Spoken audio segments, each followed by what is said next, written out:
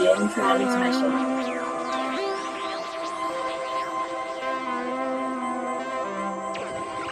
Good after morning, noon, everybody. This is Book Club from Planet Zero. I am your forever only host here at the space station, Eric, and here is my one-time first and last appearance here ever on the show. He is contractually obligated to never make a physical appearance anywhere ever.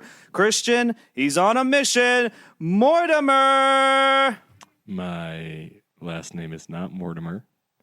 He's on a mission, though. Christian on a mission, Rice. Yeah, I guess I am on a mission because I don't know why you said this was the first and last appearance. This is our 5th episode together, and I've read a lot of One Piece, and the mission is to read One Piece. That's right. We are all on a mission here. All of us together. So welcome to our podcast. Welcome, denizens. How are we doing? Welcome, our denizens. All of you guys across the United States and our international friends. We see you, Belgium. If you subscribe to our account, you are automatically a citizen of Planet Zero. That is true. Or denizen, whatever you prefer. We sign you up for citizenship immediately. You have dual citizenship. Your papers are in the system. That is true. Everyone owes the creature at least 4 doubloons. And you know what? I guess you could say this is my first appearance after we've launched. Yeah, because this is the first show that we've recorded since we've launched. This is the one that we've had. We're like, oh yeah, right. This is we are having lunch. Denizens are actually hearing our signals, and we're here. We're actually getting return transmissions. That is true. Yeah, they finally reached Earth.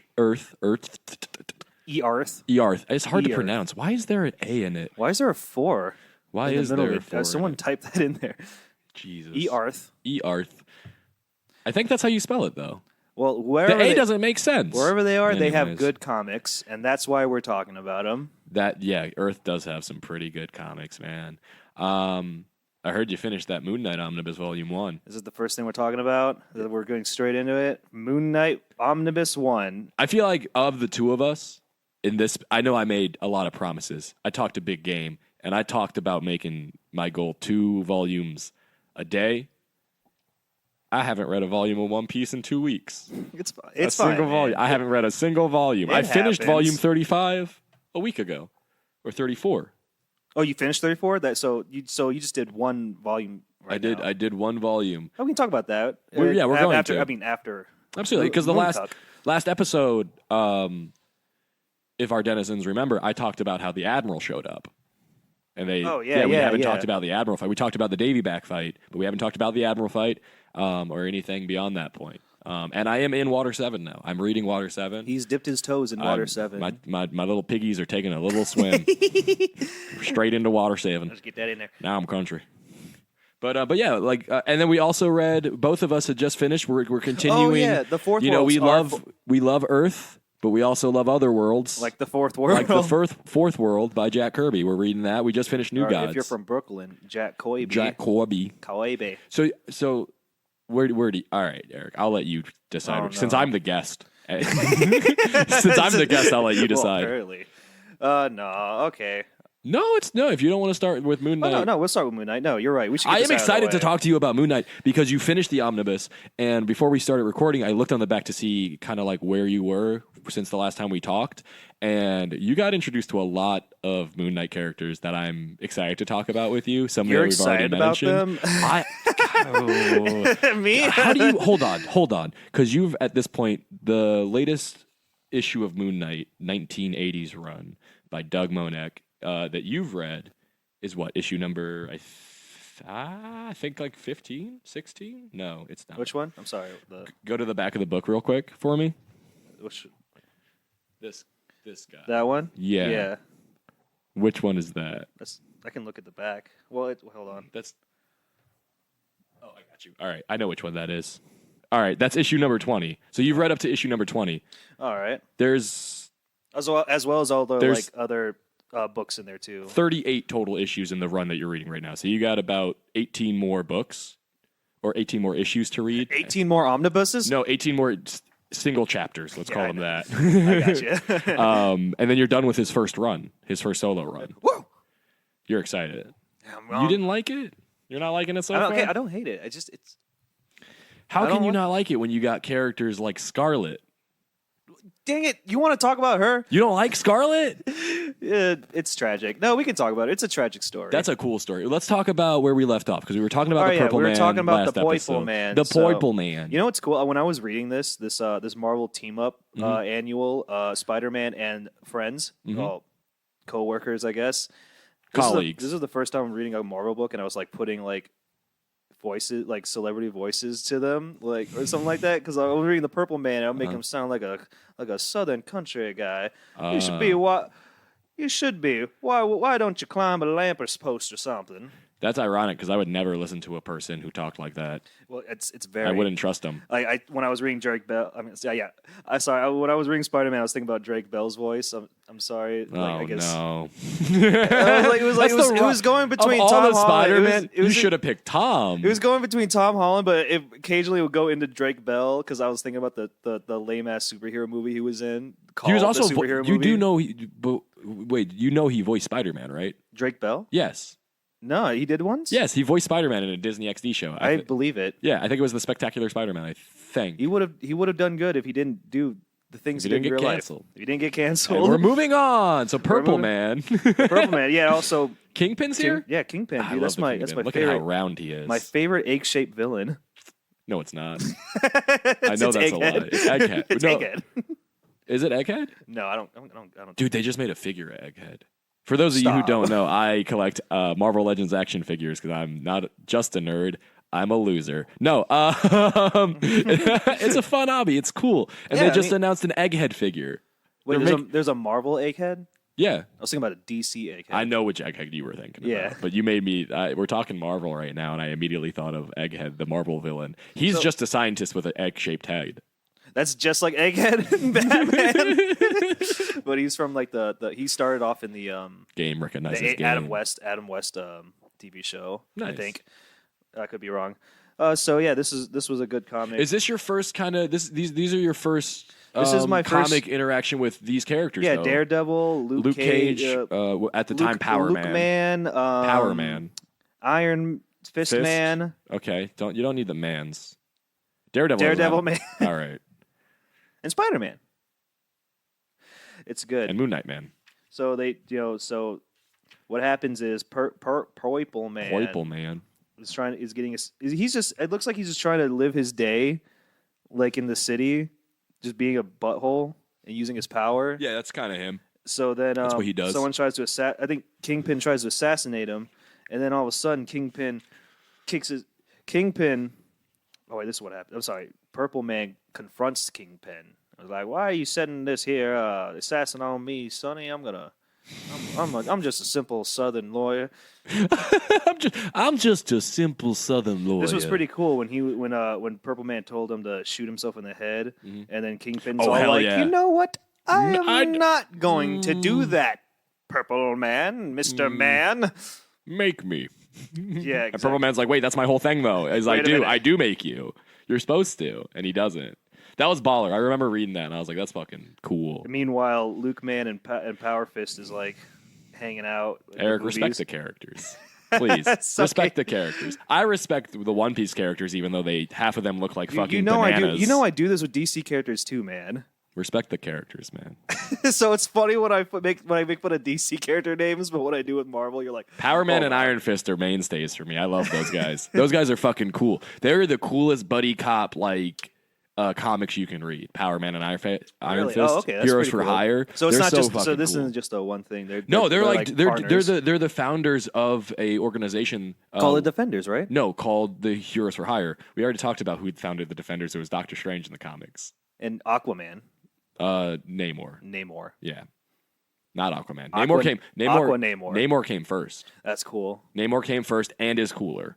Because he off the bat when he was introduced, he could fly out of water. He could fly when he was out of water. He had super strength when he was out of water because he's a mutant. On top of being, he's a mutant. He's half mutant, half Atlantean. He's not half human, half Atlantean. He's half mutant, half Atlantean. So Atlantis is canon. So he's actually an X-Men. Da-na-na-na-na-na. No. Okay, that's enough. That's as much as we can get away with.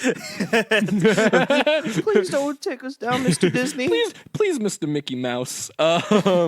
We're just some small time nerds. But yeah. So Power Man and Iron Fist, they find a crime fighting organization they call Heroes for Hire, and basically they're like private detectives. That's and it's just cool. the two of them, and then it expands into other heroes joining and taking up jobs. And they And it eventually all takes place in New York City. New York City, yeah. Wow, Yeah, all the street-level crime stuff. happens in New York City. All of the crime happens in New York City, just like in real life. Well, New York City and Chicago. Look how huge that Kingpin guy is. The only And other Detroit. man that's allowed to have the toothbrush mustache. Who that? John Triple J. JJJ. Jameson Jamison. You're never gonna read it. Which one? Any of the Spider-Man stuff where him and Spider-Man become friends, but they become friends. I don't like that Why not? because he's supposed to be the guy that's like anti-Spider-Man. Yeah, but he like eventually papers like the news isn't like a thing that's a viable like income for him anymore. So he starts like an Alex Jones-esque podcast, That's sad. and then he gets Spider-Man on the podcast. It's like when I was reading. Oh my god! There's a scene where Spider-Man and Daredevil are making like plans inside the Daily Bugle, and Yeah. like Mr. Jameson's like walking through, like, yes, here I'm just enjoying my day here, about to get him an award later, and he walks in, he sees Spider-Man and Daredevil chilling with the Chilling. guys, and he's like, get them out of here! What are they doing here? These dang mutants! Oh, he does. Yeah. I assume Triple J people is like think Spider-Man's a anti-mutant. mutant in universe. Yeah, because he hides his identity. Yeah, he's a mystery. That's the problem. Daredevil also does that. They're They're like the only two characters in Marvel continuity who like consistently have secret identities. Hold on. What about Black Hawk? Wait, was that his name? Nighthawk? Yeah, is that a secret identity though? Or is that Hellhawk? No, that's Hellcat. Is that like a well-kept secret? It's like Moon Knight. Well, he tells everybody he knows that he's Moon Knight, and then eventually a villain's all like, "We know who you are, Moon Knight." Yeah, because you tell everybody. Literally tells. Yeah, he literally, and his nemesis is a guy who knew him before he was a superhero. Yeah. Oh, hey, this guy fights like that guy I don't like. Wait a minute. Why is he always around when I'm trying to kill Mark Spector? In a way, I created Moon Knight. You see, but yeah, Bushman. But how do you feel? So like, and this is also your first interaction with reading comics where Daredevil's in it, and Daredevil is also one of my like big favorite characters for Marvel. I'm always he's kind if of Daredevil has a book out, I'm buying it. He's kind of like every week. the veteran superhero. He's presented as like the veteran of these group of guys getting together. Yeah, because I think Moon Knight and Spider-Man call him old man a couple times, that's funny.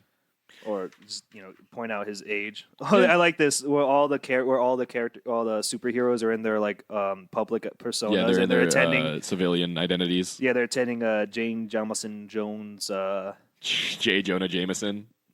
Alex Jones Jameson. No, J. Jonah Jameson. Yeah, he's getting an award, and all the superheroes are in their getup. They're chilling. They're undercover, man. Yeah, they're all undercover, just coming to see what's going on. Marlene's there too. They're all investigating a tip. I'll give them a tip to investigate. Aren't they? That's what they're doing. They're all investigating it because Kingpin's like, "Why kill me when you can assassinate?" When or Purple Man's like, "Why kill me when you can assassinate this other person?" Oh, that's right. They think someone's going to assassinate J. Jonah. Jugagon. J. Jugagon. You're really having a hard time with this Earthling's name. Too many J's. Holy hell, that was a swig. Yeah. Yeah. Look, I like how purple he is and how his hair like swifts up to make it look like The devil little horns. Yeah, I like it. I like the He's the character purple design of devil. that. Because the devil tempts sins. Then like Daredevil's all like, all right, oh no, there's some bad guys here. Looks like I gotta make a diversion. So he takes a guy's cigar and drops it on a seat, and everybody runs out. It's like, yeah, nice job, Daredevil. He caused a fire safety hazard. Overall though, like Like the moment he saw Purple Man get on stage, and he didn't see Purple Man get on stage. That's right, he sensed him. Or Yeah. oh no, he heard he him. sonarred him. Oh no, he obviously Purple Man's talking. Of course, he knows who Purple Man is. When He he hears. sonarred him on stage. He Yeah, didn't see part. him. He's a part bat. That's what makes him a mutant, right? Who? Daredevil. 'Cause Daredevil's he's not a sonar. mutant. He's a mutate. Really? You want to know the difference? Oh, I thought it was cool that he was just a dude. He's a mutate. Well, okay. So in terms of all right, listen. There's different levels of mutates, and there's different levels of mutants, and there's different levels of power sets. Daredevil's power set is very minimal. It's mostly heightened senses. So that's and the it. mutate? Yeah, he has heightened senses. He I thought it was cool that he was just a regular dude that trained his senses. Well, he did have to train his senses because he has heightened senses. Yeah, but so he's able to get that heightened because he's a mutate. Okay, so listen. The origin story of Daredevil. I'll explain it to you really quick. He sees an old man crossing the street. He, as a young boy, a chemical truck is barreling towards that old dude. He dives, pushes him out of the way. The truck swerves to hit him, spills chemicals all over the road. He gets coated in them. Those chemicals trail down, and this is canon. They trail down into a sewer and drip on some baby turtles and a rat.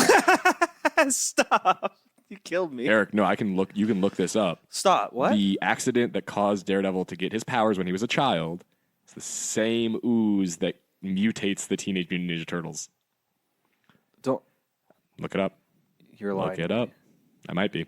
You usually tell me you're lying now. So anyways, he loses his vision because of the chemicals, but then he wakes up in the hospital and he's overwhelmed with the amount of information he is receiving from his ears, his smell, and his others, like his touch senses. Is this in the TV show? So when all that training you're talking about is actually training him to control the information that's coming into him. So is this from the TV show? No, this is from this is. Oh, I know that's in the comics, but is this? It's in the TV show. Yeah, because it's spilled by chemicals. Yep. Oh well, I thought he was just a dude, but I guess he that's is. I mean, cool. his physical aspects, all the cool physical shit you see, that is just him training. I guess so. He was trained by a ninja assassin. Why are you so apathetic about these characters? What's wrong with you? What is it? I'm sure I like them more the more I read them. Let's keep going. Yeah, you don't need to go over every single panel, every single detail. I'm still refreshing myself because, like I said, to be fair, we did have like a gap in recording. We had a bit of a gap, but so I'm just trying to memorize. I remember this. Moon Knight shows up like near the end, and he's like, "Earplugs, bitch." Oh yeah. Purple Man goes out and just starts talking about Daredevil because he knows Daredevil is like a secret, right? He's the secret identity, and then Moon Knight comes up behind him and smacks the shit out of him. Yep. And Daredevil's all like, "Oh no, you heard my secret identity, Moon Knight. I hope you can keep this a secret." And then Moon Knight's like, "Hey, I know you're talking to me right now, but here's some earplugs. This will help us against Purple Man." Yeah, I fucking and then love Daredevil was all like, convenient. How convenient, Moon Knight. And then here's a nice little. I like this little. That's a cool drawing of Spider-Man. Yeah, there's this full page panel with Spider-Man like in the foreground. And he's like looking back over his shoulder while shooting some webs. Yeah, Power Man's like waving his hand like, "Come on, Spider-Man!" And then his Spider-Man's head's perfectly round. It's pretty cool. So they do this thing. They do the karate on the water tower. This is not the last adventure with Moon Knight, Power Man, and Iron Fist involving a water tower. Stop. I'm not lying to you. And hey, the next one is one of my favorite Moon Knight books, and it's in volume 2 of the Moon Knight Omnibus. Hey man, if it ain't broke, don't break it. If it ain't broke, don't break it. If it ain't broke, don't break it. Do it again. If it ain't fixed it. Oh, and then at the end, he's all like, "I'll kill that Spider-Man." He hates Spider-Man so much that the iris of his eye turns into Spider-Man. It's like whenever you say things I don't like, and then your face appears in my eyes, like Christian, and a little stupid head in my eye. But that was fun. I like. Does that happen? No, I'm just joking. That's scary, dude. Don't Christian. Like an evil me appears in your. I don't like that. Not evil you, just your face in my eye. Because like right here, like Kingpin, he just sees Spider-Man's face. Like he's talking about how much he wants to kill Spider-Man, and his eyeballs just forms. That's a spider tracker that Spider-Man placed there. He swapped his. He put a contact lens on him so he could keep track of him. He swapped his contact lens with his Spider-Man ones. Now all I see is Spider-Man. It'd be funny if you just swap someone's contact lenses without them knowing, and they just. Yeah, he breaks into Kingpin's house, and the first thing he does is mess with his contact lenses. Spider-Man is a menace. So right after our little crossover event, we have another crossover event. This time is just Spider-Man and Spider-Man and Moon Man. So in this issue, Moon Knight's a bad guy. He's an art thief. right? It's not just an art thief. He's just that he stops robberies and then he takes the it for him, and everyone's like, "Why is Moon Knight doing this?" And he does an auction. yeah, so apparently he's working with another criminal organization. This one's not the Magia. It's not the Commission. This is just another. The committee. The committee. And the committee of group of guys. So they're trying to find a new mob leader, and the person who gets steals the most money, even if it's from stealing from the other competitors, is the winner. And Moon Knight's ahead. And it's like, whoa, this wasn't in the last issue.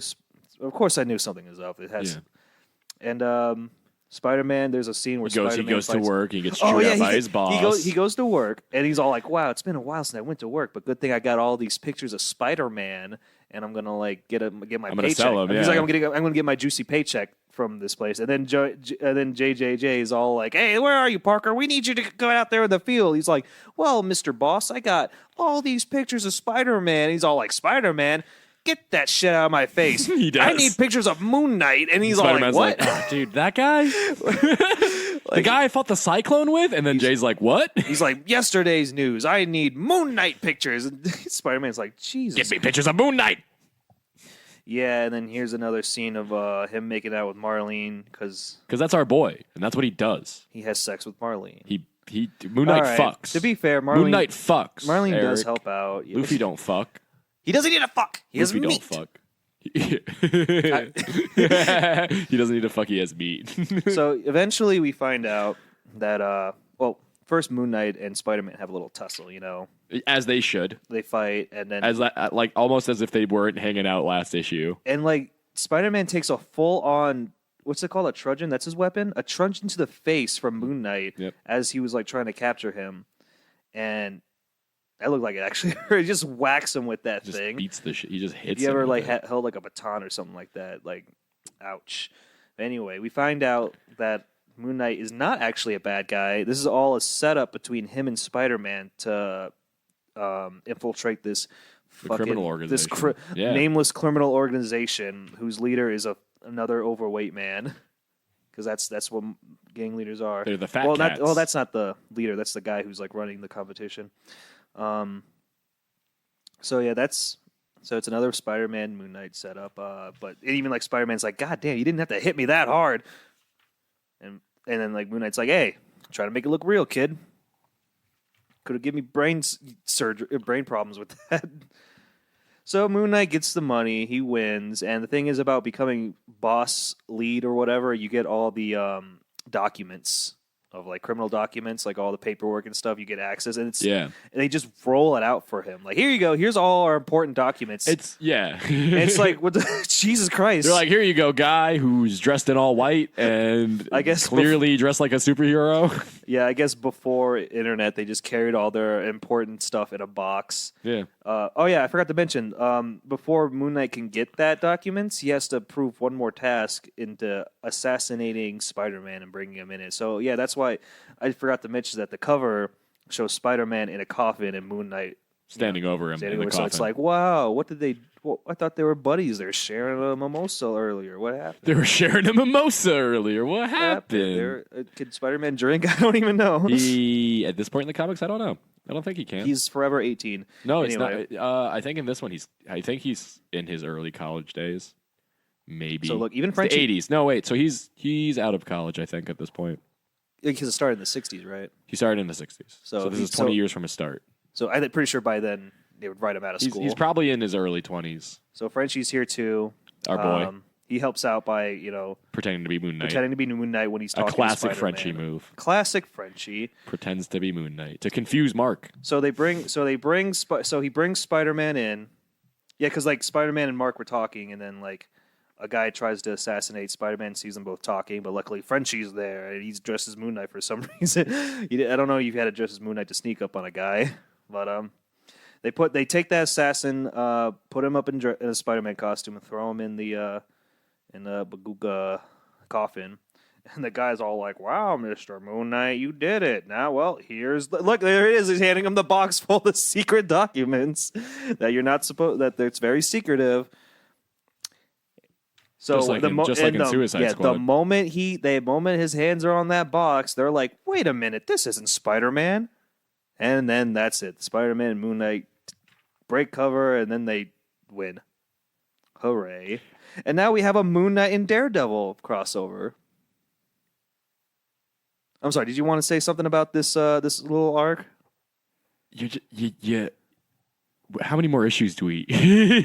Don't worry, we're gonna skip some. We're gonna skip some. Sorry, not skip some. I won't probably go into too much detail. Moon Knight and Daredevil chase the fucking Jester. Hey, you're a Daredevil guy. Tell me about the Jester. He was so back in the when Daredevil was first introduced, he fought goofier villains. Okay. Like the Jester and Stiltman, and those are Daredevil mainstays. And then Stiltman came from Daredevil? Yeah. All right, cool. Actually, I think he was an Iron Man villain, but he used to fight sillier, goofier villains, and then he became more of a serious character, and he adopted villains from other characters who were more serious. Like Daredevil actually adopted Kingpin from Spider-Man. Kingpin was primarily a Spider-Man villain, and I knew that. And then Daredevil got to be kind of more of a mainstay, more of a serious character, and taking on more serious roles, and they decided to give him Kingpin. They were like, give him this really scary guy, make Kingpin the leader of the Hand eventually. Some cool stuff. You look confused. What are you doing? Oh, sorry. I was looking at the artist because the art does change a lot in these. With this Daredevil crossover, I do notice a little shift in the art. I did kind of because this one adds more shadows and stuff and shading, and this little picture where Marlene looks pretty good in this panel. Yeah. So yeah, I was trying to see the difference if there was a artist switch, and it was. I don't know who Bill Sienkiewicz is, but he did pretty good. I don't know if he does Daredevil books. I like that, but yeah, Jester seems kind of cool. I mean, he seems like obviously a Joker knockoff, but he has a he's so small time, dude. He's such a small so he's not time. a big. So is he not a big deal in the whole Daredevil stories? Again, so when he fought goofier characters, he had a cast of goofy villains. Yeah. But then he moved on. He got some more serious villains, and then You know how Batman, he has goofy villains, but sometimes those goofy villains become a serious namestay. Well, yeah, they get brought back by other writers and creators who want to bring those characters back and want to revive them, like Tom King does with Kite Man. Was Jester one of these characters? Stiltman was one of these characters. I think Jester might have made a comeback in the Mark Waid run, but the Mark Waid run brings a lot of the goofiness back to Daredevil, which is something that we should probably read. You know what I found out the other day is that Superman has his own Joker-esque villain. Is called the Prankster. Some dude with a dad stash and with a bunch of pranking stuff. And the Flash also has his own Joker villain called the Trickster. I think you saw him. I know about the Trickster. Yeah. Do you know about the Trapster? No. Paste Pot Pete? Oh no, you told me about this, and Pete. It was so dumb, and I had to blank it out of my head. He's a guy who made glue so good that he decided to sell it as Paste Pot Pete, but then his glue business didn't do too good, so then he did turn to a life of crime as Paste Pot Pete, but then people were making fun of him because his name is Paste Pot Pete, and he shot paste at people. He's dumb. I love him. Is this Crowley right here? No, that's just that's an employee.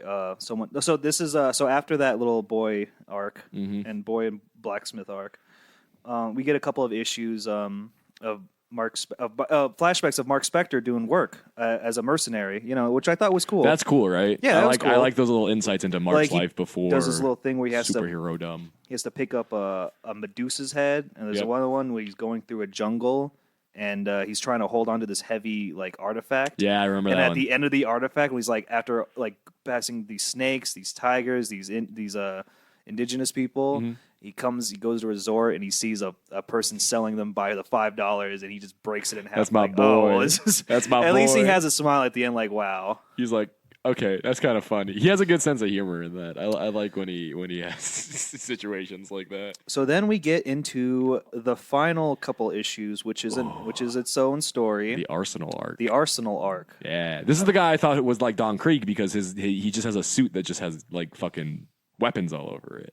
Lame. They're all weapons from his subordinates that lose. Yep. Anyway, it's their arsenal.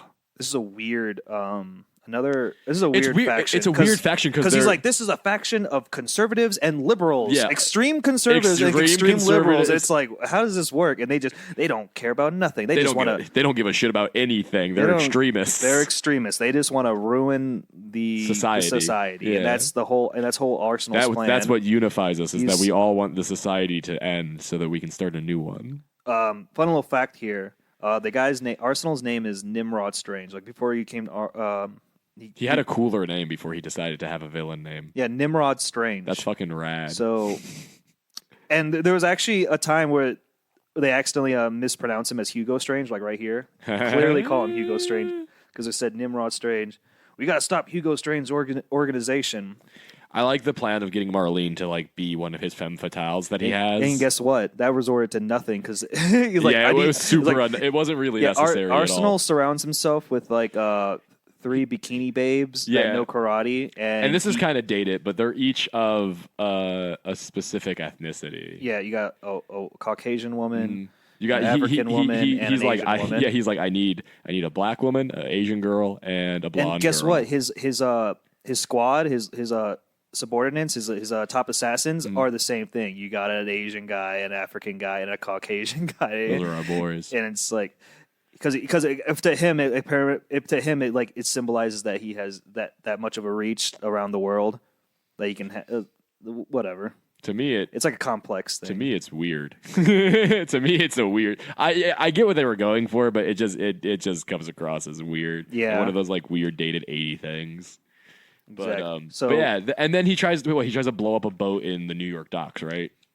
He's trying to something like that. Yeah. Yeah. No, not the boat. He tried to blow up New York, right? Just blow up bombs and start a societal collapse. Just some terrorist attacks. So Frenchie, Moon Knight, and Marlene squad infiltrate. Well, they're missing out Crawley and Gina, but and the kids. Oh, and Samuels and Netta. That's the whole gang. And Marlene's brother. And you know what? Flint, too. Marlene's brother. Remember that? The cop Flint. Flint, yeah, Flint, Scarlet. So anyway, these three, they infiltrate Arsenal's organization by applying to it, and Marlene... Just by applying. Yeah, you can apply. They're just like, how extreme are your views? They brought Marlene in, and of course Arsenal takes a liking to her because she's a babe, and she knows karate, and it kind of foreshadowed earlier when his Caucasian bikini babe was like losing to some sparring matches with the other babes, and he's like, keep messing up like that, you might get replaced. Like, oh, I wonder who? Marlene. So Marlene takes her spot, and she's supposed to like get information on this guy, but it ends up not doing anything. He just becomes a creep and like getting his hands all over her, and Marlene in her little thought bubbles like, I gotta deal with this for Mark Spector's or for Steven's sake or whatever. And then there's like weird uncomfortable scenes of Arsenal, getting on her and like that. Like, ugh, I didn't like that. I guess it's just to show how much you should hate Arsenal. He sucks. But again, Marlene shouldn't have been there in that little scenario because it didn't really like. Yeah, she didn't add much to the plan. I guess the only thing when Moon Knight gets captured earlier, she does. Yeah, she helps him out. Sneaks away. She just sneaks away. She doesn't even know. Yeah. But it still sucks. But the reason why, like, I think Moon Knight because he saw Marlene getting like, advanced upon by this Arsenal guy. I think it kind of like factored into him not thinking straight and getting captured or whatnot. Hey, look, a little flashback to your Conqueror Lord guy. You know what he was doing? Assassinating a politician. Classic. That's our boy. Look at that Moon Knight cover. What does that mean? Is this him, a giant Moon Knight above the city with flames around him? I wonder what that means. It's our boy. That's what that means. So it ends with like Arsenal rigging up. Oh yeah, he's rigging up the entire the border of Manhattan Island with bombs, yep. And they're supposed to be flames that creates a flame wall that supposed to engulf. Classic Manhattan. villain plot. He's gonna set the city on fire. So Moon Knight fights him. Arsenal takes all the weapons from. He kind of looks a little bit like a G.I. Joe character. Who, Arsenal? Yeah. Oh yeah, definitely with that helmet. Joe. Yeah. It doesn't really have all those weapons, just a shotgun. It's not even a lot of weapons. He calls himself Arsenal, but he just has like grenades strapped to his chest, nunchucks, and like a shotgun. Yes, a double barrel shotgun. Like pistol. I think he has like pistol wristlets, right? Yeah. Yeah, that's it. That's it. That's not really an Arsenal thing. So there's a little fight, Marlene handles the bikini babes.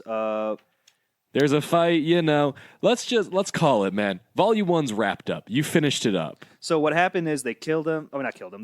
Moon Knight defeats him right before he splits the switch, right before he reaches over.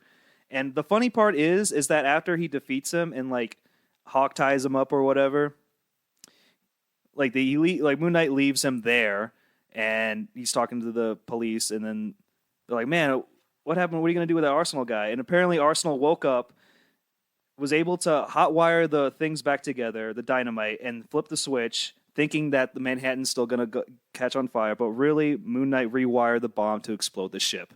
So Arsenal looks like he killed himself, and that's the end of Volume 1. Volume 1. Volume 1. So, I mean, are you excited to read Volume 2? Yeah, I'm excited. Hell yeah, dude. I'm sorry I'm not very emotional about this yet. It's okay. This is all groundwork. But I'd still like reading it would definitely, I mean, I don't know. I know that we talked about like helping out people with knowing what's going on in the books. I don't think we need page synopsises. Well, okay, so we went from Eric, you don't read enough, you don't talk about Moon Knight enough. And then Eric, I talk about Moon Knight a little too much. An hour. That's what you guys wanted me to do. An hour of you being like, so then he rigs up boats. Because I don't mean it. I'm not talking like that as in like I'm uninterested. I'm gathering my thoughts together. It just makes me feel like you fucking hate Moon Knight. I know I'm sorry. It's okay, but I'm trying to dude. affirm you that I'm just because I'm not that invested in the Moon Knight doesn't mean I hate. I'm just happy you're here reading it because now I can say things like there's a regular at my work that I work at a diner right now, just like at Gina's, and there's a guy who comes in who brings his own tea bags. And he's an older white dude. And like the first day I met that dude, I was like, I was off and I like had dropped off my friend because we carpool. And I was like just getting breakfast and he came in and he was like, "Can I just get a cup of hot water?" And I was like, where have I heard that before? And I look over and he pulls out some tea bags and he puts them probably the same tea bag from the other day too. Like Crawley does. It's Crawley, bro. I like when Gina was all like, "Crawley, if you don't change that tea bag, I'm gonna make you, pay for water." Hell yeah. He's like, no, this one is perfectly fine. It's like he just keeps dipping in. It's like, you're just ruining How do the you water. read Crowley's voice? It goes back and forth between like, yes, I am a very... Because he does say like a lot of big words. But sometimes I read it with a British accent. A fake British accent. Because later on in the books, I think they even like talk about how they're like, that fake British accent isn't fooling anyone. Yeah. But he's the best part. But I like how Crawley just knows everything. Eric, I will say, as much as I've given you shit about how bored you sound giving me those synopsises, I will say that you've read a lot more Moon Knight this week, and you've talked a lot about more Moon Knight this week, and I love that because I love Moon Knight. I'm wearing a Moon Knight shirt right now. Yes, you are. It has the two versions of Moon Knight. I went to 7-Eleven earlier, and the guy has Moon Knight ringing and me Moon up. Cuck. No, it's Moon Knight and Mr. Knight. You're not even in Mr. Knight yet. Mr. Knight won't appear for another... Well, I've read a Mr. Knight book. Oh, yeah, that's true. You have read a Mr. Knight book, the Jed McKay stuff. Mm-hmm. Hell yeah. That Jed McKay isn't using a lot of the older characters, though, like Crowley. He's introducing like a new stable. Oh, don't you hate it when that happens in a superhero thing? Not always. Sometimes it can be refreshing. Sometimes it's nice. Change of pace. Mm-hmm. And for Moon Knight especially, because in the later books they start to focus on like how his mental health breaks down his relationships, and also on top of that, his mental health and being a vigilante. They've touched on it, right? Yeah, they're touching on it. Because like has he snapped at Marlene yet? No, I don't think. There's at least not like. There's a like, point, it's not like a big blow up, but there are times where he's like, he's focusing too much on his work, pretty much, and neglecting her. And sometimes, they make points. She makes points of that, like she's okay with him going out doing that, but sometimes she needs, a little bit of. She needs some TLC. Some TLC, buddy. Some tender love and care. I mean, if you're gonna have that pussy, you gotta keep her nice. You gotta okay. You gotta treat her nice. Yeah, you're a millionaire, dude. There's a run that's recently become available to me that I haven't been able to read for a long time, which has made me upset. It's Mark Spector Moon Knight. which ran for like 64 issues. So there's like 64 issues of Moon Knight that I have not been able to find or track down and read. It's not even an omnibus form yet? They're actually coming out this month. Oh, okay. They're coming out with one this month, which is perfect because you're going to start Volume 2, and then I'm hoping by the time you finish Volume 2 and start Volume 1 of Mark Spector Moon Knight, because that's the reading order that you would go in, is you'd read Moon Knight Volume 1, which is all of his first appearances, the first 20-ish issues of his first series, and then you're going to go on to Volume 2, which is finishing out his first series. He gets a 6-issue mini, and then he gets, I think, another like 3-issue or another 5-issue mini series, and then Mark Spector Moon Knight starts, which will be another omnibus that's coming out that I'll probably pick up. And Cool. then I'm excited. They call it. There's a Volume 1 on Mark Spector omnibus. Well, obviously there are those 64 issues in that series. They have to do at least 2. This is only like 8 issues. This one is.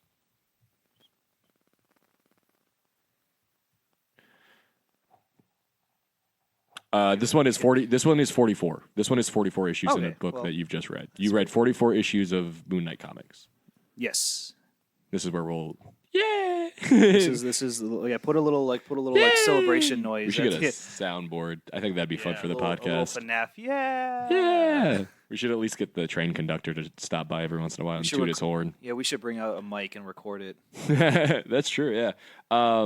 So you've talked about Moon Knight, and you did that thing that I did that one episode where we talked about Moon Knight for a real long time. Where you talked so about now I'm gonna talk about One Piece just a little bit today. Yeah, because that's all I have. Because I haven't been keeping up, like I said earlier. But One Piece, I'm in Water 7, man. I'm digging it. I like the Carpenters. But before we get to that, they finish the Davy back fight. Luffy takes that dude's fucking flag, because he beats the shit out of him, right? He fights him with his... I think we talked about the Gorilla Punch machine, right? We finished talking about the Davy back fight. Oh, yeah. Is it that wall of boxing gloves? And he's like, every piece... We've already talked about it, but he was like, every piece is important and you know, makes the machine function. And then Luffy was like, even the gorilla head? And then Foxy was like, no, but shut up. And die. And then the Admiral shows up. Oh, yeah. So the Admiral, this is where we... That's where we left off on One Piece, right? Hell yeah. So how do you feel about... So you just met we just got... How do you pronounce his name? Aokiji. Aokiji? Yeah, something He's like a that. sleepy dude. So this is a new power scale. He's pretty An chill. Admiral. This is your first Admiral. The taste of what the... So these are the most powerful fighters in the Navy, as in the most powerful fighters... Some of the most powerful fighters in the world is the Admirals. The main, strength to the Navy. How do you feel about the first guy? I'm going to say this right now because I know about the Admirals a little bit. Okay. They're elementals, right? They're the devil fruit that they basically possess the power of elements. Yes. Aokiji is ice, right? He freezes a couple of our boys. Chopper fixes him up because he's the goat, but he's a reindeer. That reindeer is a goat. That reindeer right there, that's the goat. That reindeer Chopper, that's the goat right there. The rain goat. He's the rain goat. He's the boy. But Luffy tries to fight him. And he hints. He's like, man, you got so much spunk. You remind me of your grandpa. Ooh. Right? Little drop. Yeah. Fucking Oda Sensei being a little cheeky, dropping a little hints. Drop a little lore. Little hints about stuff that I probably will get spoiled on Twitter soon. Just filter out One Piece. I won't. Because I'm starting to enjoy One Piece memes now. Oh no! Yeah, that's how it starts. That's how it starts. And that it leads to spoilers. Yep. I love that Aokiji shows up and is like, you can't trust that chick Robin, man. You can't trust that chick Robin. And then he's like... And everyone's like, did he just fucking fall asleep? Do you like? Hey, dude, wake up. Tell us about Robin. I like when the old man with the horse, he's... the Navy Admiral's like, I'm going to help you get to your other island because I know you're stuck here. And then because he's a good dude. Yeah, and then Luffy's all like, don't trust that man. He's a Navy Admiral. And then the old guy's like, how is that a bad thing? And then when Luffy's like, that's right. Navy men are the bad guys. Navy guys are usually the good guys, and we're the bad guys. That makes sense. And it's, good point, old man. Good point, old man. Help this old man out. He freezes the entire fucking... Oh, yeah. That's the power of an admiral. I feel like... I hate to say this, but Eneru, I feel like, has a cooler power than Aokiji. That's fire. That's fire. The only reason that he doesn't seem as scary or as strong is because Luffy is rubber. And so electricity has no effect on him. But ice. But ice does. Yeah. But does Eneru make a comeback? He goes to the moon. You know that. Wait, did you get to that part already? Yeah, because that's when he's like, fine, I'll go to the other Vars. And he's like, to the moon. Oh, yeah. Well, there is like a cover story. Oh, I haven't gotten to the cover story of that's right. At the end of Sky Island arc, he does, I'm going to go to the moon. What? I love how everyone is just so down to help Rob. Like, he's like, you can't trust Robin. You can't do it. And then everyone's so down to, like, try and save her. Oh, dude. Because, yeah, dude. Check it out. She's one of the crew, dude. She's a crew member. She earned that right now. She earned that right. Yep. Fucking Zoro, Robin, and does Sanji get frozen? Yeah, he gets frozen too. His leg gets frozen. God. So yeah, that's this dude is cool. Ice time, baby. Ice time. Is that how he sounds in the anime? Mm-hmm. And he's the same voice actor as Dio. That dude gets around. He's a good voice actor. He is a good voice actor. I dig him, dude. And then there's this cool little time skip where they're hanging out on the boat, going to the Water 7, and they run into the train. They run into the frog sumo that like tries to fight against the train but gets knocked over. And Luffy's all like, you know what? I think if I remember correctly, Luffy sees the frog and thinks about eating him, and then after seeing him get hit by the train, and then like getting back up, Luffy's all like, you know what? That frog's pretty cool. I don't want to eat him. That's when you get introduced to Water 7. That's when I get that's when they're like, oh. The first thing about Water 7 you see is a big frog sumo wrestler getting hit by a train. Is this Water 7 yet technically? Technically, yeah, because that's like the introduction to Water 7. They got to get on the tracks to get into it, or follow tracks or whatever. Okay. Because that's where I stopped reading last time, is where he was like, we're going to Water 7. And then he got there. And I like that he got there, and I like that that one dude was like, hey, whoa, what the fuck are you doing? And they were like, what? And he's like, you're a pirate, right? And they're like, yeah. And he's like, fucking go around back, you idiot. Go around back. Like, what are you doing? Why are you coming in through the front? That's not how this works. And they're like, oh, thank you very much. Oh, it's a very pirate-friendly island, too. It is, because they bring business. It's been a while, yeah. It's all about the carpenters fixing up the ships and stuff. Yeah, they get paid for to it. And then this guy, who I believe is probably the captain of the Big Helmet Pirate Gang. Who is this guy? He's causing trouble, dude. I forgot about this guy. Remember he tries to not pay his fees? Mikazuki, captain of the Big Helmet Gang. Yeah, he tries to like not pay his... This is how they like showcase that the carpenters tough, are like tough and shouldn't be fucked with. How you like the Freddie Mercury carpenter? Oh, I didn't even fucking... That guy right there. Oh, dude, I didn't even recognize... Whoa, that is a Freddie Mercury. That's hilarious. I also like, what's his name? Kaku? Kaku, yeah. Kaku? I like that Luffy's like, Usopp? Even though Usopp's standing right next to him? Yeah, Usopp's like, dude, I'm right here. That's not me. Like, did you get to the part where Kaku goes into the ship and like... Oh, and he meets Zoro. Zoro likes to sleep, but he opens one eye. Zoro fights off the Frankie gang, because the Frankie gang shows up to the ship, doesn't he? I think, yeah, a little bit. But I think Kaku goes there, and Zoro's half asleep. Yeah, but the Frankie gang shows up first, because Zoro was left to guard the ship. They're ship dismantlers, yeah. Yeah, so they were like, we're going to go find our guy. Zoro, you stay and guard the ship. And Zoro's like, awesome, cool. I will take any opportunity to take a nap. Because that's Zoro. He's a sleepy boy. He is always really sleepy. He loves napping. That's how he heals. That is how he heals. That's all you need to heal.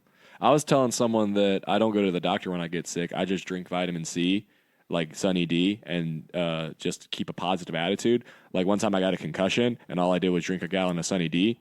Woke up 3 days later feeling fine. That's how you do it. That's how you do it. You don't need to go to a goddamn hospital. Well, if Chopper was my doctor, I would go to the hospital. Dude, he gives out free health care. You can't. I've tried. Reindeer don't know how to hold a scalpel. It's cute when he's holding a syringe with just his little hoof, I guess, would you call it?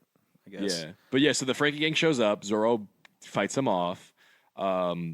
Robin and Chopper go on a little shopping spree. Luffy and Usopp and Nami all go get their treasure. Yeah, they're using this. They're using the gold from Sky Island to pay for this shit. They're turning their treasure into actual money. And that dude's like, "Oh, I'm prepared to give you this much." And Nami's like, And Luffy and Usopp are like, they don't. Whoa, Yeah, that's so much money. Those guys who don't know anything about money are like, yeah, that sounds a lot. Let's Sure. Like he basically tries to like GameStop trade in them. Like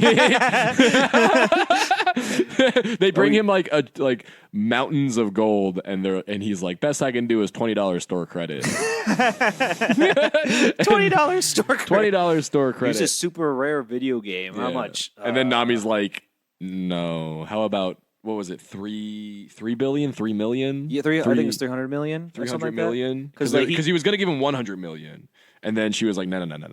She even used Luffy's bounty as a crutch. Like, hey, this man has a big ass bounty on him. Yeah. So when it comes across that it was stolen by him, it's even going to be worth more than what it's normally worth. And a fun little silly scene is when they walk out with all that money, and Luffy's just swinging that briefcase of money around, like, yeah, we got a lot of money, hell yeah, and it just flies out of his hand. Hell yeah! And they kick his ass beat for the it. shit out of him. That's 100 million berries that they almost just lost. And then they meet Kaku, and they're like, cool. So, like, Usopp. we'll come back. We'll go back with you to the ship. We'll get one of those things, those little slug things that we swim around. Or what are they called? The fish? What are the fish called that they have to use in Water 7? Because all of the roads and walkways are like water, but they're not big enough for ships. You mean those little, like, Nessie-looking things? Yeah, these things. Yeah, little seahorses, I guess. No, they have a name, Eric. What are they called? I'm sorry. It's been a while since fish. it's been a while since I read Water 7. I love these guys. They're called. I really like Water 7. A bull. They're called bulls. They're called bulls? Yeah. He was like, the seahorses. Yeah, excuse me, I want to rent a bull. And they're like, find out what it is first. Luffy, I love Luffy's sense of adventure on an island. He wants to try out everything. They're like, all right, so should we like get on? Like, should we just follow you on your bull and we'll follow behind you? And Kaku's like, nah, no worries. I'll be back in 10 minutes. And he does like a big long stretch, and he just fucking takes off. He just sprints out of there, goes to the ship, meets up with Zoro. Zoro's like, who are you? And I guess doesn't fight him. I really thought that they were gonna fight. I thought Kaku and Zoro were gonna fight. I think it's funny. He opened his eye and he's like, Usopp, time to go back to sleep. But as he's sleeping, does. He processes it in his mind like, wait a minute. He says, oh, just Usopp. He just sees He's like, hold on, wait a minute. It reminds me of like back in Drum Island arc when like Usopp's face was all bruised and shit. He doesn't look like Usopp except for his long nose. And like Zoro had to take a minute to like figure out who he was until he looked at the nose. Yeah. Oh, Usopp. And then the Frankie gang shows up and tries to rob him. And then who's that guy who tries to rob him? Who's a part of the Carpenters because he has got gambling debt. Because the Frankie gang tries to Paulie, the guy with the cigar. Yeah, because the Frankie gang tries to steal 100 million berries from them. They almost get away. Then Paulie stops them and then tries to run off with the treasure himself. Then his boss stops him and That's is like, the "Stop guy fucking with the around." top hat, right? Yeah, Lucci. I think Lucci stops him and they start fighting. And then the mayor is like, "Guys, relax, chill out." And the mayor also just has like a new pet mouse that he's showing off. How awesome is it that the leader of this entire shipbuilding organization is named Iceberg? And they just fought a nice guy. How scary! This guy's cool. People say this guy looks like George Clooney. Do you see it? I see it. I see the inspiration. Yeah. Yeah. He said, "I'm the boss in this town. I'll need some rodent food and a cage. Tyrannosaurus." Because he names their mouse Tyrannosaurus. So cute. Yeah. And then like she's going over his itinerary. She's like, also in 10 minutes you have a lunch meeting at the hotel in Chiza with a glass factory executive. After that you have an appearance at the Rigua Square, and after that you'll be meeting with Mayor Brimi of Puko, the gourmet city. While you're there, the newspaper will interview you. When you return to the office, there are some documents you'll need to go over. And then he's just like, I don't want to do any of that. And then she's like, yep, all right, I'll cancel everything. And then Usopp's like, hey, whoa, are you sure? That sounds like a lot of important stuff. That sounds like a lot of important stuff. It's cool because like he cancels all that just to hang out with Luffy and them. He's like, yeah, I'll help you figure it out. I like how he's like, I'm powerful enough to do what I like. Dude, hell yeah, because Water 7 isn't affiliated with the world government. Guts would like this guy. Guts? Yeah, just by the statement of I'm powerful enough to be able to do whatever I like. That's Guts' like whole motto, remember? Guts, yeah. Like if you're not strong enough to live the way you want to live, then your life is worthless. Amazing. Guts would be like, I like this guy. Guts and Iceberg. Guts. OTP. That's the one true pairing. And then there's Khalifa. Secretary chick. Secretary chick.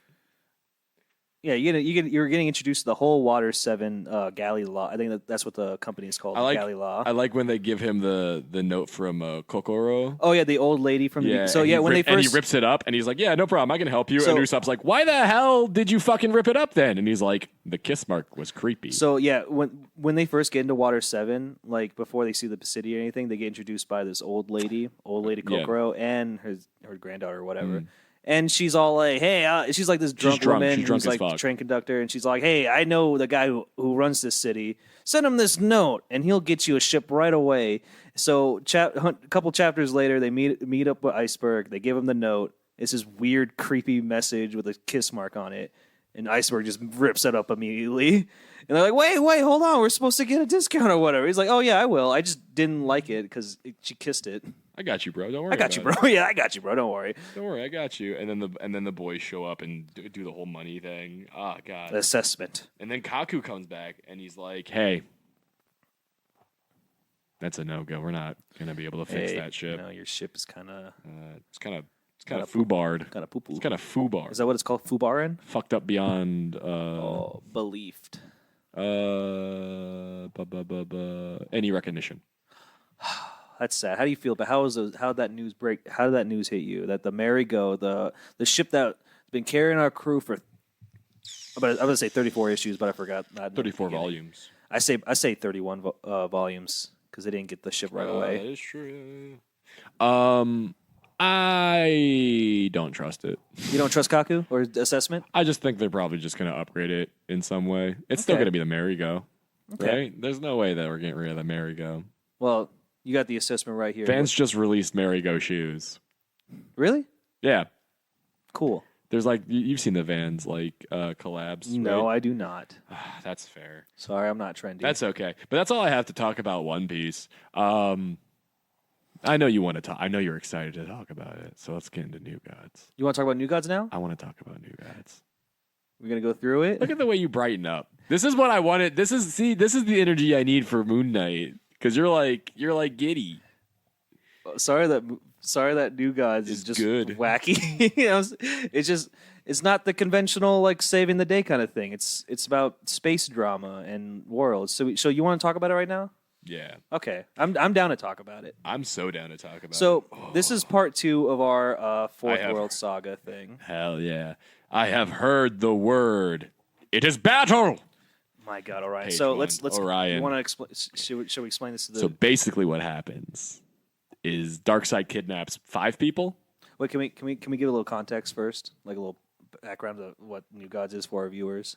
Didn't we talk about New Gods briefly when we talked about a little recap? There's in outer space. There's these 2 planets where the denizens are called New Gods. Well, actually, in outer space, there's one planet that held the old gods. Yeah, they're old gods. That planet split into 2 planets, and 2 planets evolved. And there was New Genesis. Were all the good New Gods. That were all the quote unquote good New Gods, I guess. Yep, and then Apocalypse, which is Darkseid and all the bad Darkseid's domain New Gods. Yeah, and in order for these 2 planets are constantly at war with each other, and in order for some peace to be resolved, the leader of New Genesis, Highfather, and Darkseid had to swap their sons, so each son could be raised in their domain, and that brought peace. Yep.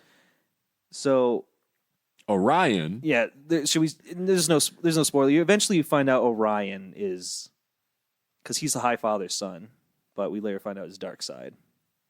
But we start off. So this is where I wanted to start at the beginning, where the story begins, because because what happens is Darkseid, looking for the anti-life equation, kidnaps 5 people from Earth. I hear you, Orion. The battle begins. Page 2. But so he kidnaps 5 people from Earth. Highfather summons Orion and is like, "Yo, Darkseid's up to some shit. He's starting a new war. It's time for war." He kidnapped people. He made the first move. He kidnapped people from Earth. Go to Apocalypse, save those people, return them to Earth, find Darkseid, and fight him. That's basically what Highfather gets him to do. Yeah, but help these 5 people. These 5 people that he kidnapped because they have the brain wave patterns that hold the possibility to think of the anti-life equation. These 5 random. I forgot about that little line. These 5 that's why random guys. that's what it starts with. It starts with Darkseid kidnapping 5 people because their brain waves are specifically the ones that he's like, ooh, these ones might have the anti-life matter. Probably. Yeah, probably. These 5 if I get them to think the right way, they these could 5 probably people think me from up. Metropolis are. So yeah, so he goes. And those guys eventually turn into the O'Brien gang because Orion. Orion. Oh yeah, you're right, Orion. Yeah, so when Orion goes to Earth, Earth, they changed his name to the Irish saying. He's like, I need an Earth name. Refer to me as an Earth name. Okay, Orion. You're and they're like, Orion. They're like, yeah, Orion just sounds like a name already, my guy. Like you could just go by that. It's close enough, right? So he goes to Apocalypse. These 5 hostages are all linked up to a machine. Trying to get that anti-life matter equation. Yeah, he sets them free and takes them to Earth, and he's all like, "You 5 have just been, You've been entangled in a war that is beyond your mortal comprehension. With your consent or not, you are part of this war." Yeah. And they're like, "Oh, jolly geez." Lazav is like, I have a job and a family. Oh, do you want to? Are we gonna go through this list of like 5 guys? Because I didn't expect these. I have them. Yeah, Claudia Shane, the lady. The lady. What's her job? She hangs out with Harvey Lockman, the crackpot detective. She's a secretary. Yeah. Because like that's the only job. Apparently She literally is back just then. like, oh, Orion is so hot. And then Harvey Lockman's like, why are you still in my apartment? And she's like, because I'm waiting for Orion to show up. And he's like, yeah, me too, but what? You can go home. He said he could call us. And then Dave Lincoln, that little shit. And then Victor, Lanzev. The insurance guy. The insurance. The older guy with the insurance. And it's funny. I also like that they're like, he's like, you don't understand what's going on. So here, touch the mother box and see through my eyes. Here's a mother box. And they're like, holy fuck. This war is real and it's scaring me. That's scaring the shit out of me, guys. Darkseid, what the fuck is that Darkseid? I like how every issue, like, after they're introduced, like they gotta like repeat what they do and what their name is.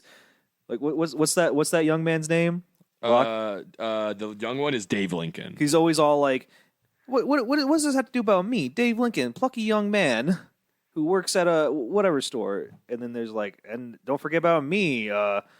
What's that? Harvey Lockman. I'm a private detective. And it's like, how is me, Lonza, an insurance guy, gonna do that? Like they do that every issue just to readers to know what they are. Yeah. Which is all another. Oh, you're flipping through it. No, yeah. Keep talking. Okay, so a little side. I'm looking for a specific page.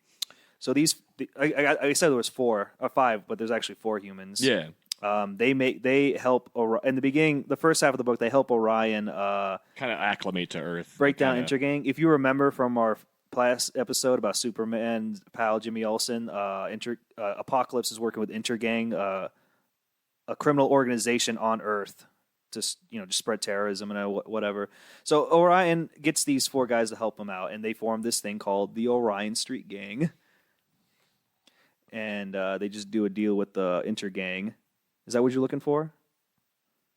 I am kind of just refreshing myself. We totally skipped over the Black Rider. I was also going to mention, like, when we're done with the Orion stuff, that like throughout this book, you get like little side stories about different new gods of the New Genesis, mostly. Yeah. Like the Black Racer. I think we get something on Light Ray, Metron. Can we just say that the Black Racer is just the Silver Surfer, but with skis and a night exactly? costume? And guess who made Silver Surfer? Jack Kirby. So That's he my made boy. one for That's DC. my boy. The That's Black my Racer. boy. Just imagine.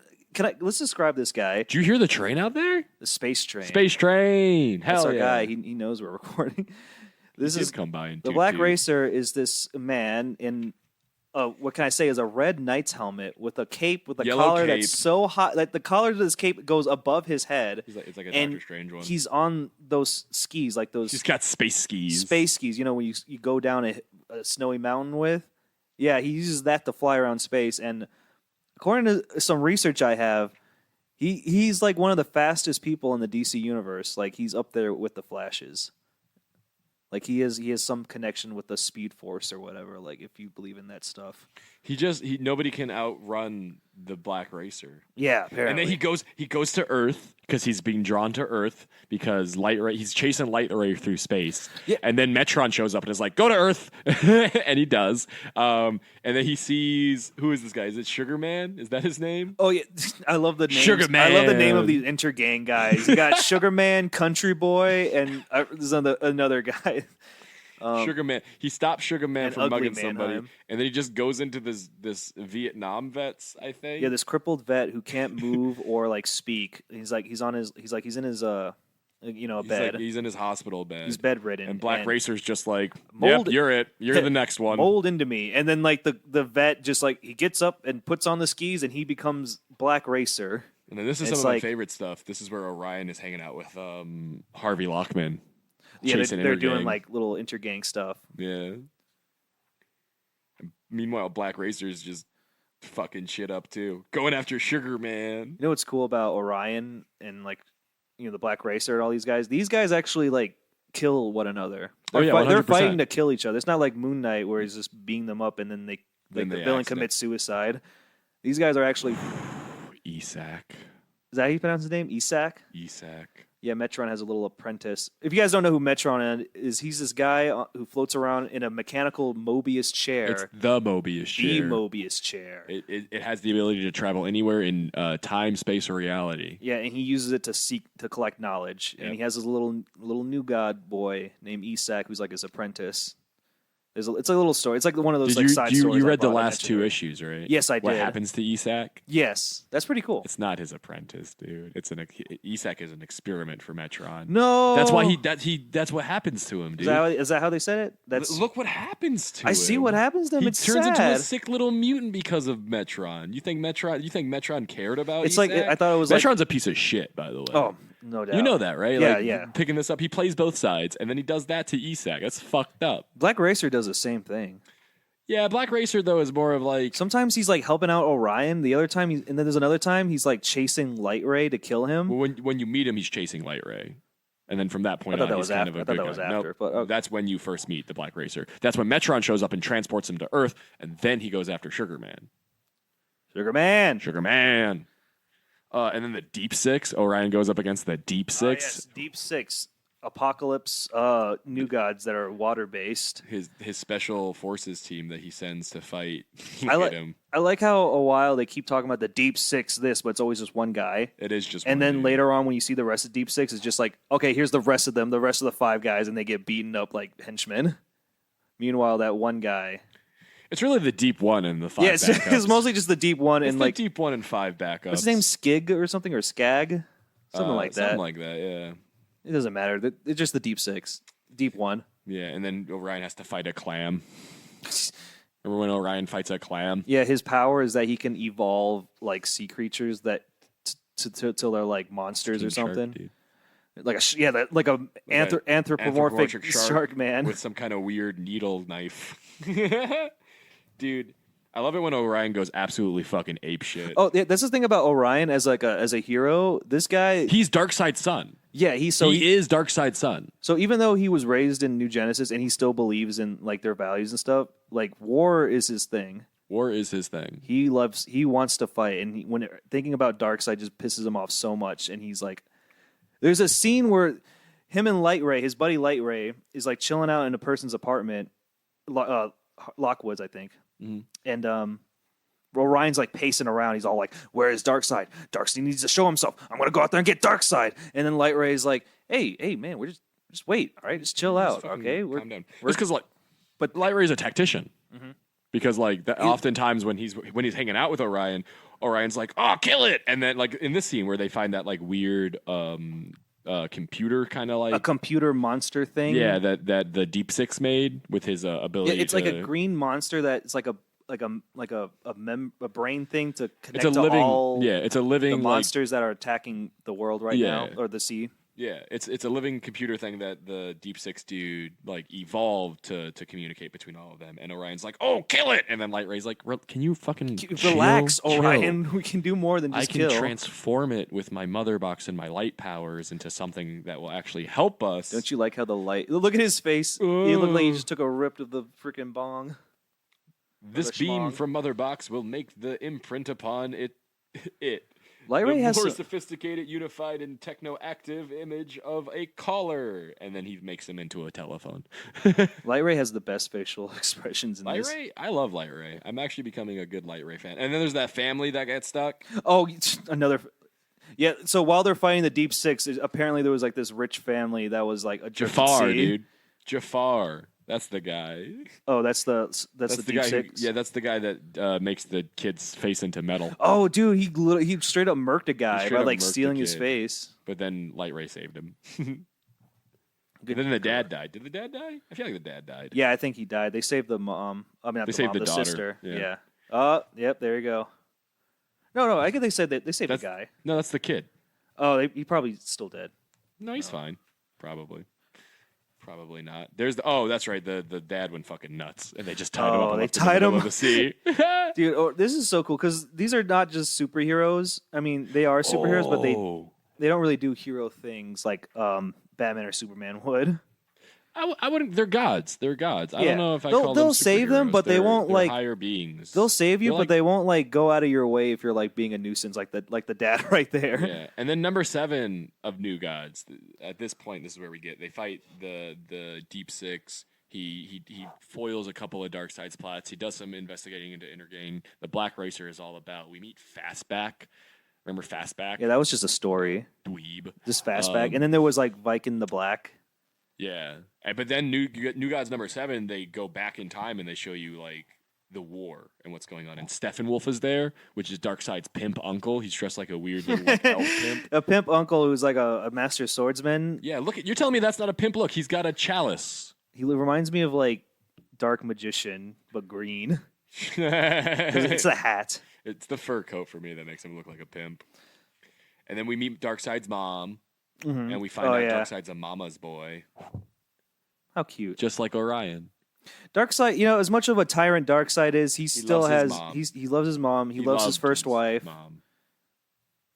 He did love his first wife. His second wife, he didn't want to marry. Oh, yeah, his he- mom made him. Kind of like imprisoned her. Tigra. No, Tigra, yeah. Tigra was set up with his mom set that up. Yeah, and he had her imprisoned. Oh, and He eventually had her in prison after he had a son with her. But hell yeah. Yeah, they don't really hide. I mean, they really drop hints that Orion is Darkseid's son from the very beginning. Even saying that he's like from two different worlds. I like that like Darkseid getting Scott, Mr. Miracle, Scott Free, which is Highfather's real son. Yeah, Our boy Mr. Scott Free, Miracle. Mr. Miracle, Which which is- is our next book that we're going to read. Yeah, in the book fourth 3 of Fourth series. World is actually. I'm excited for that. I'm very Mr. excited Miracle. for Mr. Miracle. Hell yeah, dude! I can't wait. But like when he gets delivered to Apocalypse, he's like swaddled and he's like sleeping. He's taking a little nap, and Darkseid's like, "Yeah, throw him into the pit." And then when Highfather meets Orion, Orion has like a switchblade, and he's like in a dark corner, and he's like completely shaved, and he's just like, "Who are you? Are you my dad? They told me my dad would be here." Where's my And then dad? Highfather's like, Yes. "If you want me to be your dad." Oh. He literally he's like I am whatever you want me to be. he said you are my father. He said only if you wish me to be. God damn I it. am High Father. And and then Viking the Black, they meet that dude. He fights some rock people. Yeah, it's another vignette. And then the half brothers duke it out. Calabac versus Orion. One of the dude. first New God battles that we see is Orion versus Calabac. Well, first Calabac attacks Lockman and Miss Shane, and Lockman like starts shooting his pistol at him, and Calabac's like, "Haha, your puny earth weapons can't hurt me." So then Lockman's like, "Whatever," and he throws the gun, and then he runs up to him and starts punching him in the gut, like that was gonna do anything. Oh yeah, there he is, Lockman. Yeah, look at him. He's fucking. He's You're throwing fighting a him. god, basically. Oh, it's Dave Linkman. Oh, Dave. Oh, I Lincoln. get those mixed Am I up. getting mixed? Oh, I got the. Oh yeah, Harvey Lockman is the little shit kid. Dave Lincoln is the Okay. detective. I got those guys mixed up. That's on me. I like the look at them Look come at them. down. Look at them landing. I like this arc because it introduces another boy of mine from the Superman comics. Calabac. Detective Dan Terrible Turban. I'm sorry, Inspector Turban. He's a police inspector. He's a old guy, a veteran there. He originated from Superman comics, which makes sense because this story takes place in Metropolis. Which is weird that Superman doesn't get involved at all. Whenever that happens, like the same thing with Gotham stories, with like Batgirl or Robin stories, I just assume that Batman or Superman is doing something else. You know what I'm saying? Like, because Superman does go out of the Earth and do space But stuff. Superman also knows about New Genesis and the war, and it being on Earth, I feel like would be a top concern. For I him. know that. I know he should be around, but for I the understand why sake he's of not. it, I get why he's not. I just assume he has other things busy Yeah. pulling him up, and there's other superheroes that are handle the city. Like I'm being the Marvel movie critics who are like, why wasn't Doctor Strange in the Spider-Man 2? If Doctor And Strange it's was like, in that, he's probably fucking busy. superheroes don't always are always doing something, They guys. get to have off days. They're off days, or they're not in their city. So yeah, Fights Calabac. Dan Turbin He kills Calabac, doesn't he? Doesn't he kill Calabac? He does. Yes, He does. I don't know if it's in this fight. But Orion- he does does Orion eventually does? kill Calabac. Yeah. So Dan Turbin, terrible Turbin, our little police guy, sends a bunch of forces to Calabac and actually like does a one-on-one. This old guy. Yeah, he does start fist fighting him on top of a crumbling building. Yeah, and he he got his crew, his police crew, to set up like explosives or Yeah. whatever, and eventually he wins. And Dan Turbin's all like bloodied and like burned up. He's all like, "You arrest that man and tell him that Dan Turbin sends you," or something like that. Take him in. We found a way to bust him. Now we'll find a way to hold him. That's what he says. And then they take him back to the police sanction or whatever, and they're like, "Man, it takes this whole city power to lock this man up." And then Light Ray sees Orion's true face without the mother box augmentations. Or is Because Orion actually looks like Darkseid. Like he has Darkseid features, but he uses his mother box to alter his face to be handsome, so he looks like a new god. Did we explain what a mother box is? Because they kind of like went into detail when they first introduced it here. You go. Well, I guess a mother box is pretty much like a smartphone for new gods. It holds a lot of information. You can talk, and it does a lot opens of boom tubes. It does calculations. It primarily opens boom tubes, which are pretty much like gateways across the universe. Whenever they set it up, but it also does a lot of miscellaneous things. One of the things that it does for Orion is to change up his face, so he has to regularly do that, and also wear his helmet. And Forager, that's our boy. Bug. There's this class of species on New Genesis. New Genesis and Apocalypse, it's not just all new gods. There's also common people, right? Like, because on Apocalypse they have all those people who are just like in the streets that Darkseid like has the masses of, like, I guess slave pretty workers. Pretty much. Like those, I wouldn't consider those new gods. Would you? No, I don't think so. The same way, like the bugs aren't considered new gods.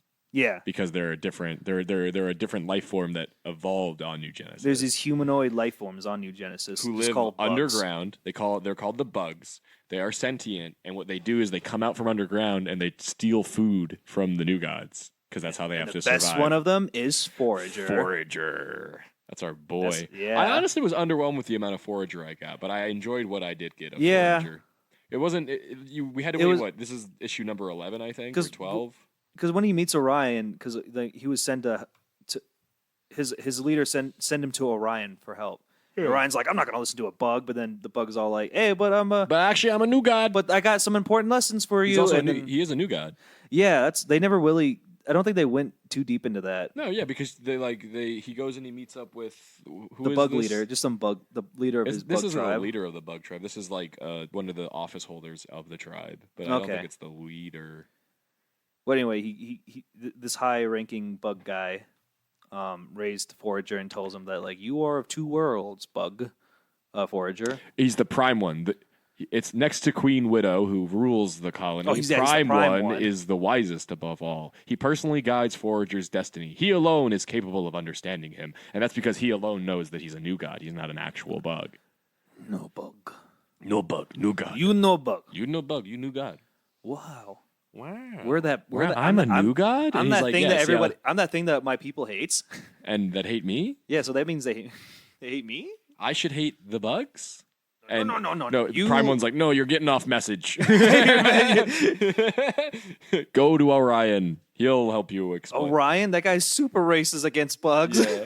And then he sees Mantis. Oh, Mantis, which is a bug who is trying to work with Darkseid. Yeah. He's basically intergang bug. He's trying to rally up the bugs to go against the new Genesis, but Forager knows. Forager's like, I got to go to a Prime One Yeah, about this, I and then can't. he walks into Prime One getting ceremoniously executed. Yeah, it's part of their culture part for of the their Prime culture. One to get executed. At the end of his term as Prime he One. gets sacrificed. Yeah, Yeah. that's the point of being a Prime One. And then like Prime One's like, yep, this is normal. Nope, Forager, this is fine, Forager. Just go do the thing. Forager, you knew this was gonna happen. Yeah. Why are you acting surprised? But Forager's like, We raised but Prime you. One, you. Well, I mean, it's pretty much your father figure, yeah. But I guess that's his new god emotions attaching him to that. But it's pretty cool, the bugs and everything. That's a cool arc where Mantis brings a bunch of bug people to Earth. To Metropolis, and Orion has to team up with Light Ray and Forager to stop Forager that. steals fucking food. That's what he The does. first thing Forager does when he gets He's to hungry. Earth. That's what he does. That's how he survives. That's why he's called the It's Forager part for a of- reason. That's It's part of his name. And he's a little. I like how he's a little dude who just is really good at jumping. The little dude. He's confirmed for Injustice 3. Dude. Yeah. Injustice 3 should be whole. Ed Boon, if you're listening, make Injustice 3 New Gods centric. Yeah, bring in like every new Calabac, character. Granny Goodness, Metron, Forager, Black Black Racer, yeah, Viking the Black, Fastback, We're bopping fuck for Flash, fuck the Flash. Give me Black Fastback. Racer. Give me Give me those ones from Superman's pal, Jimmy Olsen, too. Yeah. Marique and that other guy. Simeon and Marique. and God, Isak, ugly version and new Genesis version. Yeah. Make the ugly version a legacy His ugly skin. like egghead looking dude. High Father. Hi Father, yes. Not Darkseid though. Darkseid, though. Yeah, he's already But in the only as pre-order bonus DLC. like they did with Shao Kahn and Like, Goro. well, they also did that in Injustice 2. He was Did they? Yeah, That's how- you got Darkseid only through pre-ordering. and then you gotta pay $5 afterwards. Well, no, you pre-order and you get him for free, or if you didn't pre-order, you'd have to pay $5. And then there's this part where he like he's because he kills this dude, fucking what's his name, Desaad. Oh yeah, Desaad. because Desaad set up Calabac, right? Like Yeah, him Desaad and set Calabac are Calabac working up. together. Mhm.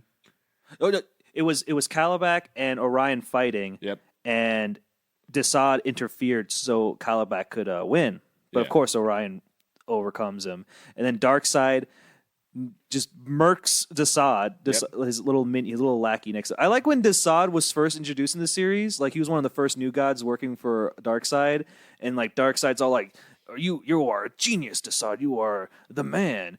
But then Desaad's machine loses, and then like every chapter later, Desaad's just this lackey that Darkseid bullies Yeah.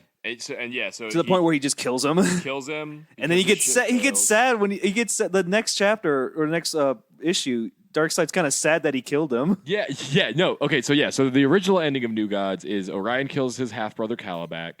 The Black Racer races towards Orion in the final confrontation of like him versus Calabac, and it looks like Black Racer's about to take out Orion, but Black Racer actually takes out Calabac and kills him. Okay.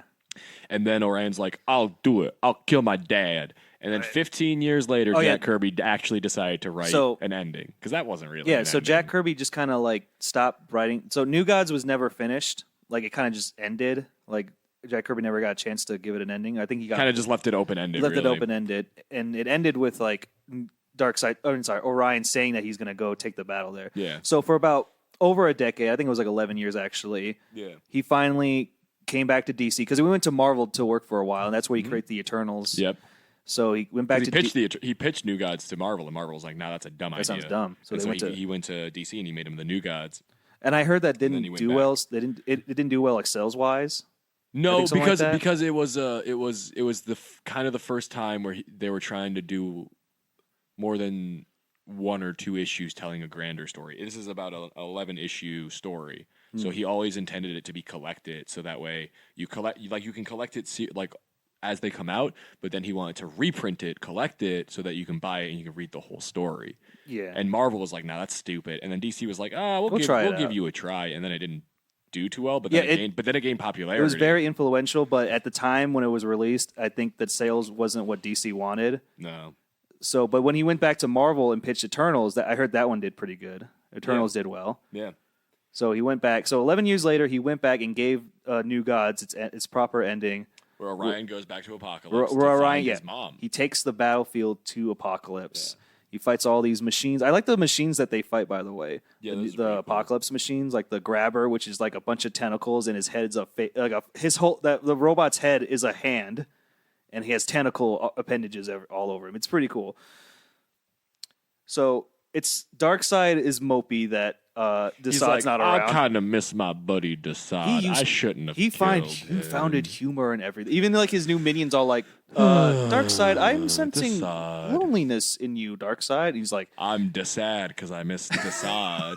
I'm Desaad because I miss Desaad. Because I miss my buddy Desaad. And it's fun. The minions all like, Darkseid, here's this device that we're making that could bring back Desaad. He's like, and then Darkseid's all like, are you trying to mock my powers that I cannot bring him back myself? So Darkseid he's just like, I know what Desaad's like, and he just like uses his memory of what Desaad was like and fucking wills him back into existence. But it's not the same. But it's not the same because it's like if I made a clone of you with just my information of you, like it wouldn't be completely you. Yeah, it's just me talking about One Piece. It would just be you talking about One Piece and Batman, and none of the emotions and flair to it.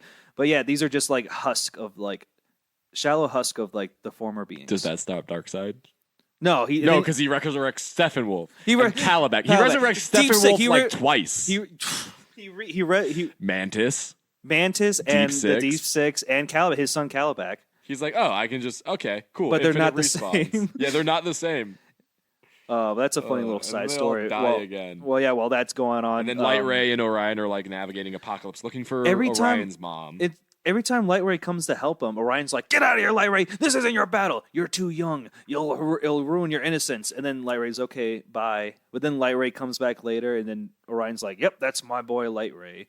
It's like you keep shoving him away. I like this panel where like he has all the like fucked up resurrected versions of his friends like chained up, and like Calabac's like, "What's a Calabac? I should kill you for saying that to me." And then like Steppenwolf is like, "I crave conquest and battle," and then Mantis is just like, "I'm for that." Mantis like, "Hey, I'm with that guy. I'm for that. Hell yeah, battle, conquest." And Darkseid's like, "I guess this will do." Darkseid's like, "Fuck, Maybe I shouldn't have. Maybe I should have gotten to know them better. Maybe he just took the time. Maybe I really should have done more team bonding with them and spent more time with my son." That's cool. It's also pretty cool that Darkseid has like a soft spot for Calabac. Bro. Oh shit. He fucking lights him up. Orion goes to confront Darkseid and he just gets lit up. He gets shot up. Yeah. And they do that thing where like they fall into the abyss, and then the minions are like, "Don't worry, Darkseid, you're probably dead down there." And of course not. And then the Hunger Dogs, which is a follow-up story where the final issue where this character, what is his name? They somehow introduce a character that's Hyman. Yeah. It's like Simon, but Hyman. So like this rebel of Apocalypse that's always been opposing Darkseid. Yeah. And he resurrects. He gets Orion back. He helps him resurrect and we get revealed that Orion was born with the life equation, right? Oh yeah, something like because that. Because he can't die because his he's getting stitched back together, and he's like, only if only everyone on Apocalypse could have this, and he's like, you better shut the fuck up before people realize you were born with the life equation. You better shut the fuck up, otherwise Darkseid will never rest until you're destroyed. Or he'll reverse engineer you. Can't believe Darkseid gave birth to the anti-life equation. He gave birth to the life equation. Oh, that's the life equation. Yeah. Dude, look at these guys. Light Ray pops up to help out. Light Ray's the boy. He's his best friend. So he's got a dumb Conan haircut. He hits on Hyman's girl, his daughter Becca. And his goal seems to switch from killing Darkseid to poor Isak. Looking like a little testicle. Oh yeah, the little Metron's assistant is actually evil. Why does he look like he looks like a lumpy, wrinkly ballsack? His head now. I'll take what I need of you, Isak, and then give what Highfather would deny you: the strength to kill yourself. Darkseid, Darkseid's- please. I want to Darkseid, kill please. myself. Assisted suicide It's me. like, just please kill me, Darkseid. No, I will not No, kill not you. yet. I need you to do stuff for me. I'll give you the You one little thing. weird testicle I'll give you child. the one thing you always wanted. No, he's not even that. He says, "I'll give you the one thing Highfather would deny you." Highfather's ability to Highfather's kill like, myself. "Hey, no, you shouldn't kill yourself, Isak, just because you're a little testicle monster because of Metron. You should not do that." And then Darkseid's like, "Disagree." So, poor Isak. if I remember this correctly, my little guy, they put bombs all over New Genesis. they blow up New Genesis. Yeah, they blow up but yeah, the thing is they're making New Genesis hostage by saying we got bombs all over your planet. But here's the thing: the new gods of New Genesis, they hide out on a. They have a floating They city. have a floating city. They don't actually So have they're- anything built on the structure of New Genesis. So New their Genesis plan- is a completely untouched planet. Yeah, their plan environment-wise. Yeah, so Highfather's plan was make sure everyone's on this floating city. and then Then just blow up their planet and let the floating city like float in space. Yeah, and then the new gods of like Apocalypse are like, wait a minute, that means we just have bombs on our planet and we don't have a floating city because they still have the factory of the bombs that can destroy a planet. And they're like, oh no, because I think Orion or Highfather mentioned that like, hey, you guys got bombs too, And they start freaking out, and Darkseid's like, "Wait a minute!" And then here comes fucking Metron, fucking towing a new planet. Oh yeah, that's the last page of like, he's literally towing a new planet. because it ends with Apocalypse exploding. Yeah, and like and he's- Darkseid's losing. Yeah. Orion escapes with his new girl, Becca. whatever, and as a wrap up, the final page shows Metron hauling a big planet for New Genesis. Hell yeah. With his Mobius chair, and that is the end of New Gods. I liked it. I'm so I excited liked it for too. Mr. Miracle. But I think that's all we have time for today. We ran long today. Yeah, I wonder why. Moon Anyway, Knight. I'm glad we talked about other things too. This is a good episode. Yeah, I think so. Pretty good. Thank you guys for listening. If you're Thank still you for, with us, I yeah, thank you for appreciate it. enduring us. I appreciate you guys catching the signal. Send signals our way. We'll have a way to contact us soon. It'll be down in the description shortly. Go ahead. If you're looking to follow me, give me a follow at Christian Rice Comedy on Instagram. If you're looking to follow Eric, best of luck to you. He's pretty elusive. I'll leave a trail. He'll leave a trail. You just gotta of jelly beans. You gotta be on the lookout.